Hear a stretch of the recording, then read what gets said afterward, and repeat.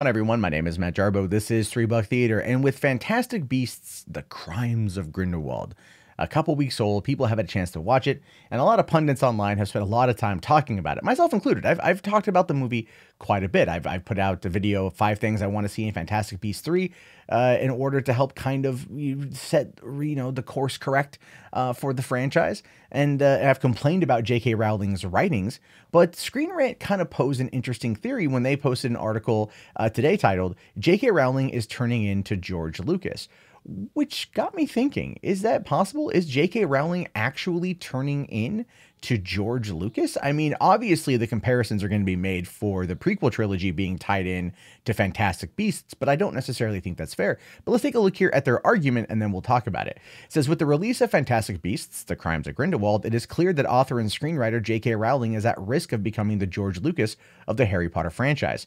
Set 50 years before the events of Harry Potter saga, The Crimes of Grindelwald depicts a troubled wizarding society where the power of a sinister revolutionary Gellert Grindelwald is growing. The foregrounding of the somewhat fateful affair in Fantastic Beasts mimics the core story of Lucas's Star Wars prequel trilogy. The series is set decades before the beloved original trilogy, and that charts the tragic fall of Anakin Skywalker against the backdrop of intergalactic political unrest. Based on these premises, both the Fantastic Beasts movies and Star Wars prequels have the potential to tell a highly captivating story. Yet, for all that promise, The Crimes of Grindelwald has become the most divisive movie set in the wizarding world. Readers will no doubt be aware of how contentious Star Wars prequels remains to this day, and there are fears that the Harry Potter precursors will suffer the same maligned fate.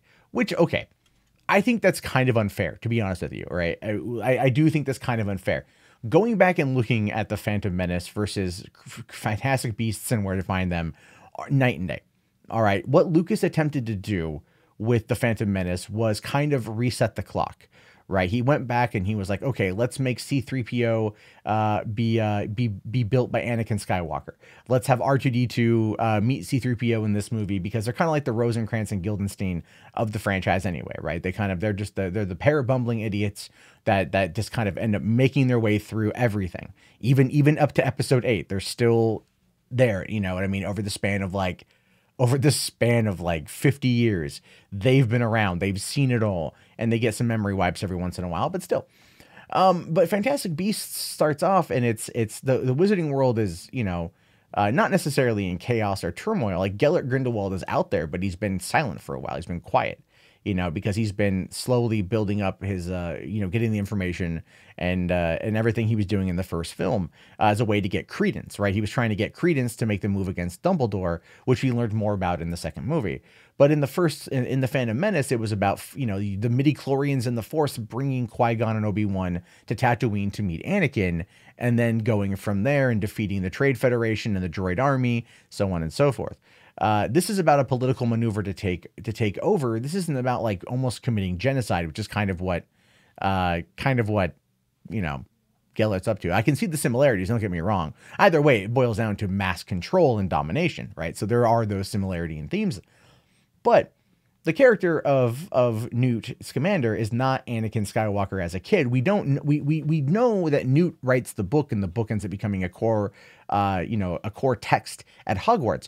We don't see him going down the pipeline and becoming bad. This isn't a fall from grace, right? This isn't that rise and fall arc. This is a character just trying to survive, just trying to be part of the story. So there are vast differences there. What he's really looking at here is basically, I don't want to quite say it like this, but is Albus Dumbledore, is it Qui-Gon Jinn, or is he Obi-Wan Kenobi, right? Because obviously Gellert Grindelwald is meant to be Darth Vader. But he was already bad.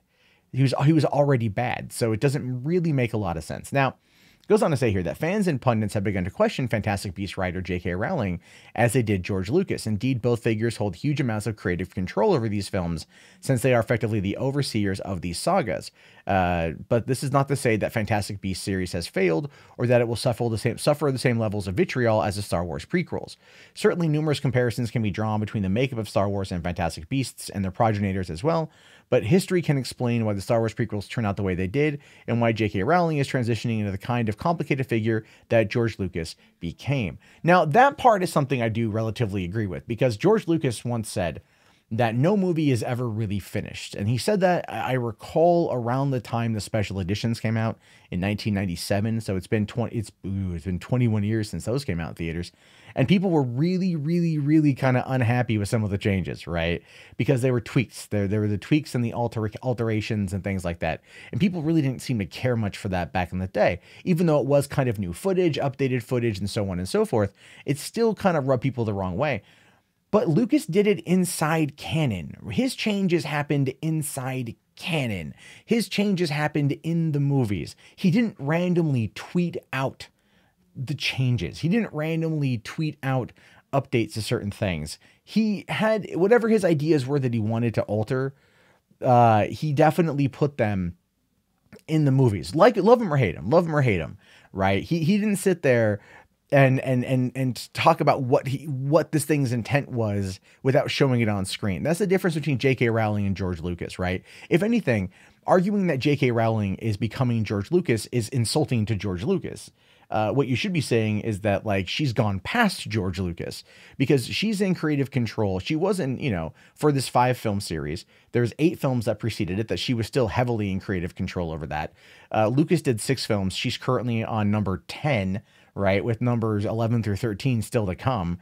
And she still goes out there and tweets out certain things that retcon canon. She says certain things that are the intent of what this is meant to be, that retcon some canon. The worst thing Lucas ever did was fucking Han shot first, was altering Han shot first. Now, don't get me wrong. That's still an egregious act. It's still an egregious act, and one that no one likes, one that no one ever supports. And I love that Solo actually played that trope up a little bit and had a bit of fun with it, showcasing that is an established trait that Han will do when put in danger when his back's to the wall. That I actually found to be quite refreshing, that they played that angle up, and it was done in a way that was in canon.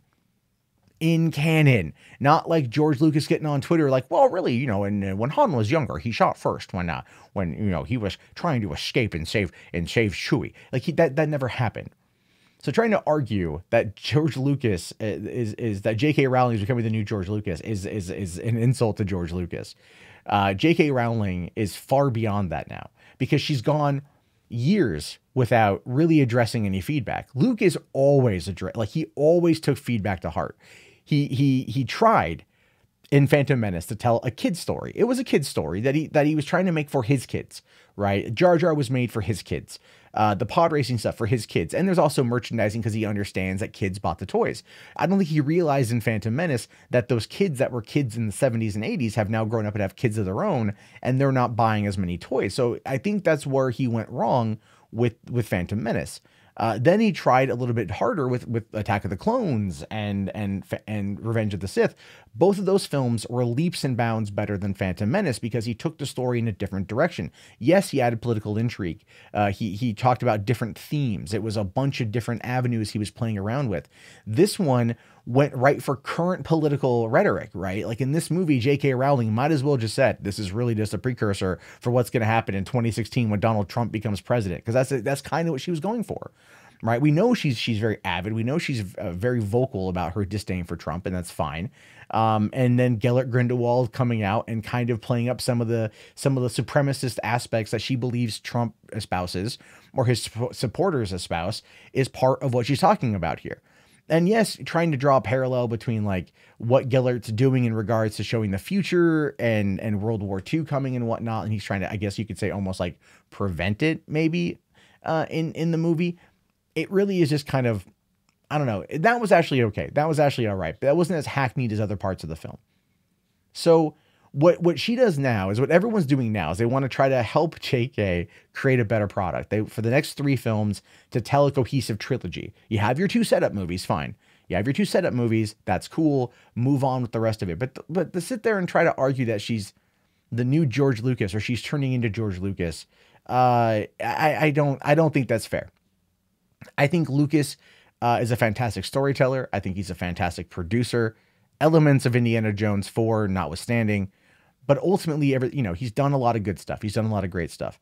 And J.K. Rowling is just known for this. And so she feels ownership over this, right? And while he was open to collaborating with Carrie Fisher to do some of the dialogue changes and Attack of the Clones, as well as Revenge of the Sith, I think Steven Spielberg helped out with some of the action scenes in Revenge of the Sith. He went to his friends for help. JK doesn't go for help. She thinks she can do it all on her own, and then anything she wants to change, she just retcons via Twitter.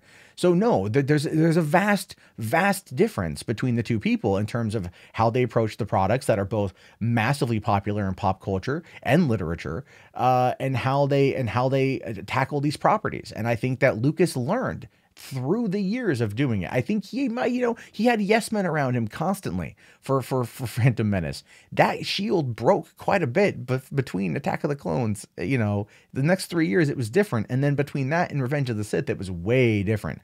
I would really advise you to go back and watch Attack of the Clones again now, and look at the subtext of the political intrigue he was getting at, the subtext of the story versus just the crappy Anakin and Padme love story, because that was still pretty bad. But everything else was remarkably great about Attack of the Clones. In Fantastic Beasts, Grindelwald is awesome, Dumbledore is awesome, the rest, right? Because she's got so many characters she's trying to play to, so many storylines she's trying to set up. For some reason, Nagini makes an appearance as a Maledictus and then ends up being a kind of a good guy at the end. I mean, who knows, right? Like, who knows? It's just where she's going with all that.